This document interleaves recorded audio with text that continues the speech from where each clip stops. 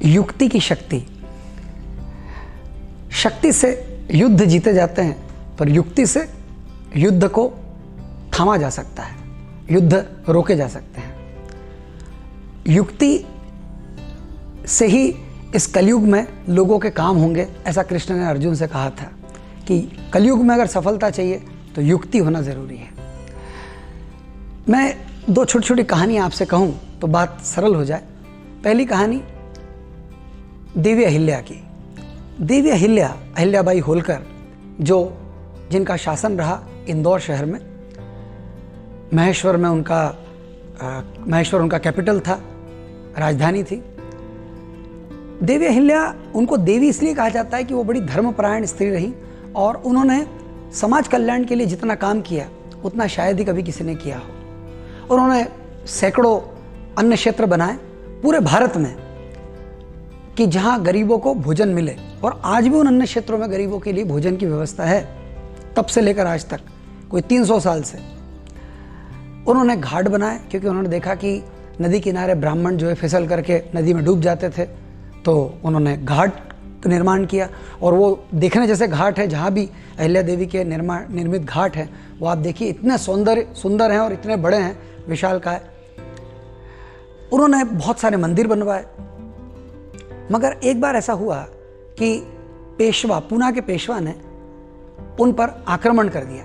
पेशवा ने सोचा कि इस महिला का सीमाएं बढ़ाने पर और युद्ध पर और सैनिकों पर कोई ख्याल नहीं है, ये तो धार्मिक कार्य में लगी है, तो कमज़ोर है।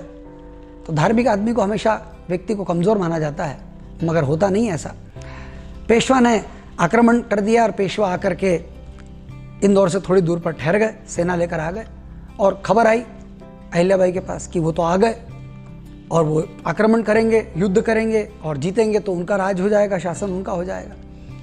अहिल्याबाई ने कहा कि मेरे पास सैनिक तो कम है, मगर मैं शतराणी हूँ, झुकूंगी नहीं।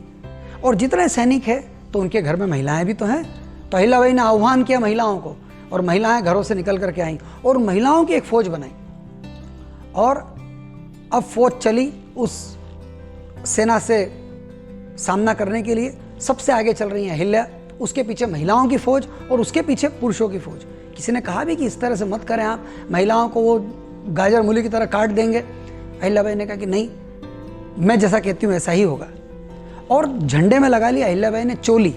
आप चोली समझते हो ना तो चोली का झंडा बना लिया कि किसी भी मर्द को शर्म आ जाए। चोली का झंडा बनाया, महिलाओं की फौज लगा दी और एक पत्र लिखा। अब ये तो युद्ध की तैयारी थी, और युद्ध जीतने के लिए एक युक्ति उन्होंने उपयोग की। पत्र लिखा, मेरे भाई पेशवा, इस युद्ध में अगर तुम मुझसे जीत जाते हो, जिसकी संभावना न के बराबर है, तो भी तुम वीर योद्धा, बहादुर योद्धा नहीं कहलाओगे, क्षत्रिय नहीं कहलाओगे, क्योंकि तुम एक महिला से लड़के जीते। और अगर तुम मुझसे हार जाते हो, जिसकी संभावना बहुत अधिक है, तो क्या तुम पूना जाकर के अपना मुंह फिर दिखा पाओगे? क्या तुम्हें नहीं लगता कि तुम्हें आत्महत्या करनी पड़ जाएगी? तो दोनों ही ढंग से तुम्हारी हार है। अगर मेरी बात समझ में आती हो तो राखी भेज रही हूं, नेक भेज देना। ये पत्र गया राखी के साथ। उधर पेशवा ने जब ये पत्र पढ़ा तो पेशवा के मंत्रियों ने भी कहा कि आप ये बड़ी गलती कर रहे हैं, क्योंकि वास्तव में इससे जीते तो आपने इतने युद्ध जीते हैं, आपका नाम खराब हो जाएगा कि महिला से युद्ध लड़े, और अगर हार गए तो आप मुंह दिखाने के लायक नहीं रहेंगे किसी को भी। तो उन्होंने तुरंत राखी बांध दी और नेग पहुंचा दिया अहिल्या को। अहिल्या की सेना वापस इंदौर की तरफ लौटी, और कहते हैं उस दिन इस शहर में दिवाली मनी, रक्त का एक बूंद भी नहीं गिरा, और अहिल्या ने युद्ध को जीत लिया। इसको कहते हैं युक्ति की शक्ति। एक और छोटी सी बात मुझे याद आई। भगवान कृष्ण, उन्हें अपनी बहन की शादी करनी थी, सुभद्रा की। उन्होंने जब बलराम से कहा, अपने बड़े भाई से, कि सुभद्रा की शादी करनी है, तो बलराम ने कहा कि मैं तो शादी तय कर चुका हूं दुर्योधन के साथ, क्योंकि बलराम के शिष्य थे दुर्योधन। कृष्ण जानते थे कि दुर्योधन ज़्यादा जीने वाला नहीं है, क्योंकि अधर्मी व्यक्ति ज़्यादा देर जिंदा नहीं रहता। कृष्ण ने कहा कि दुर्योधन तो ठीक नहीं है। तो बलराम बोले, नहीं, मैंने तय कर दिया, मैंने जवान दे दी, अब तो दुर्योधन से ही होगी। बलराम बड़े भाई हैं, कृष्ण उनसे ज़्यादा वाद विवाद नहीं कर सकते। जबान नहीं लड़ा सकते।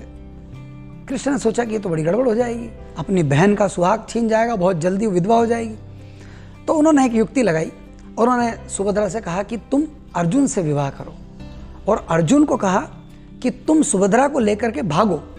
वो जब विवाह के लिए मंदिर में दर्शन के लिए जाएगी तो वहाँ से उसको अपहरण कर लो, उसको लेकर नहीं चले जाओ, और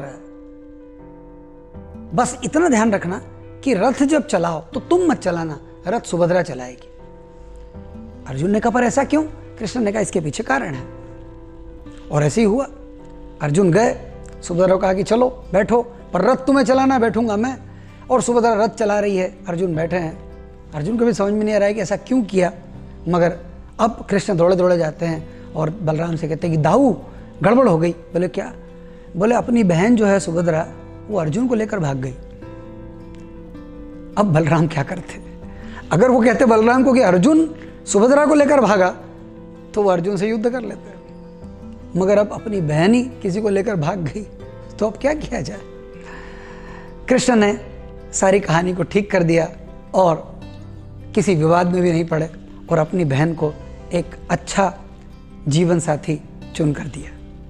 तो युक्ति की शक्ति इस कलयुग में, अगर आपके पास युक्ति है तो आप बड़े से बड़े समस्याओं को हल कर सकते हैं। इस शक्ति को अपने भीतर जन्म दें, द पावर ऑफ विजडम।